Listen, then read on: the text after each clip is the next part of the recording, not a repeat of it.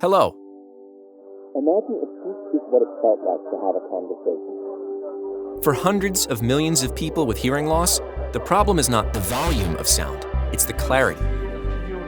We are born with about 15,000 sensory hair cells in the cochlea of each ear.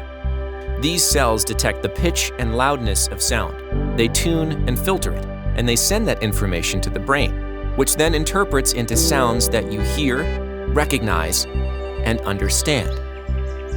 These cells can be easily damaged due to age, noise exposure, and other factors, and they do not regenerate on their own.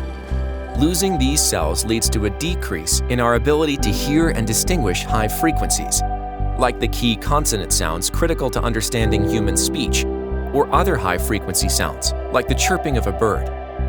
Without them, we lose the ability to hear conversations in a noisy room or simply understand individual words.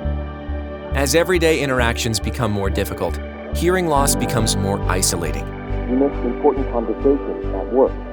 It's difficult to communicate with friends and family. As your brain grasps to understand broken words, cognitive function and productivity can suffer.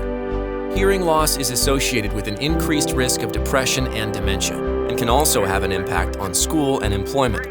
And as our world gets louder, hearing loss impacts more people than ever before. Hearing aids work by amplifying sound, which can help make sounds louder, but do not specifically help with sound clarity, otherwise known as intelligibility. As you begin to experience hearing loss, it only continues to deteriorate. But what if there was a way to repair the damage by regenerating sensory hair cells? Then we could restore intelligibility and increase hearing function.